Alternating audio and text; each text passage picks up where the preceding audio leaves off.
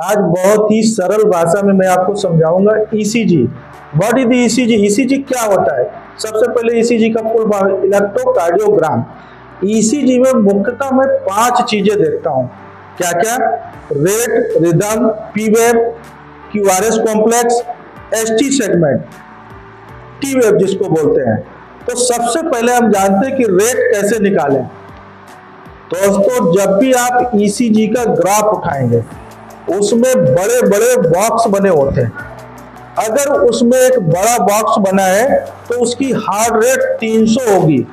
अगर उसमें 2 बॉक्स बने हुए हैं तो 150 हार्ट रेट होगी। यदि उसमें बॉक्स 4 बने हुए हैं तो 75 रेट होगी।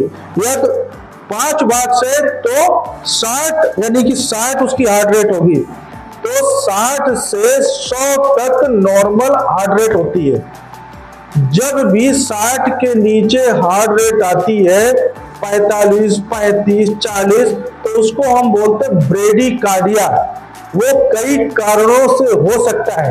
आपको तुरंत जाके डॉक्टर को दिखाना है। मान लीजिए आपके पास पल्स ऑक्सीमीटर है और आपने देखा कि इनका हार्ट रेट 60 से कम है। आज मैंने बताया, आपने अपने दिमाग में रख लिया कि डॉक्टर साहब ने बताया था कि 60 से अगर कम है तो आपको तुरंत कार्डियोलॉजी या नजदीकी हॉस्पिटल में जाना है। जरूर न जरूर कोई दिक्कत हो सकता है, डिहाइड्रेशन की वजह से हो रहा हो सकता है उसके हार्ट में ब्लॉकेज हो रहा हो। अगर 100 से ऊपर जाता है तो उसको बोलते हैं हम टेकीकार्डिया, हार्ट रेट उसका ज्यादा जा रहा है। अब जानते हैं दूसरे नंबर पर रिदम। रिदम कैसे जा रही है? रिदम क्या होता है कि ये धड़कन बताती नियमित रूप से चल रही है। क्यूआरएस कॉम्प्लेक्स के पहले एक पी वेव होती है।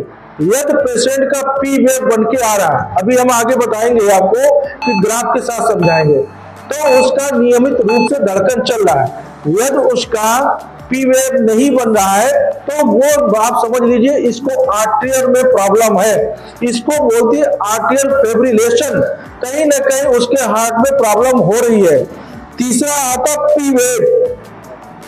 पी वेव का मतलब होता है कि इसका दिल सिकुड़ जा रहा है और ये क्यूआरएस कॉम्प्लेक्स से पहले आता है। और चौथा हमारा आता क्यूआरएस कॉम्प्लेक्स, जो कि हमें ये बताता है कि बंडल ब्रांच ब्लॉक तो नहीं है। तो आप कैसे समझेंगे? जब भी आपने ईसीजी क्यूआरएस कॉम्प्लेक्स बनाए तो एक बड़ा सा क्यूआरएस कॉम्प्लेक्स बनता है, हर ईसीजी में आपको मिलेगा।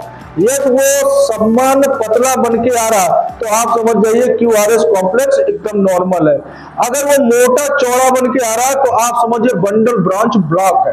आप समझ गए 4 चीजें। अब 5वीं चीज बहुत इंपॉर्टेंट आ रही है जिसको बोलते हैं एसटी सेगमेंट, एसटी इलेवेशन। आप एक छोटा सा ये ग्राफ बनता हुआ देखते हैं ईसीजी में, सबके लिए बहुत महत्वपूर्ण, जो कि ये लास्ट में बता रहा हूं। जब भी एसटी एलिवेशन होता है, जब ये ऊपर को टी वेव जाएगा तो इसको एक्यूट एमआई बोलते हैं कि इसको पहला मतलब प्राथमिक हार्ट अटैक पड़ा।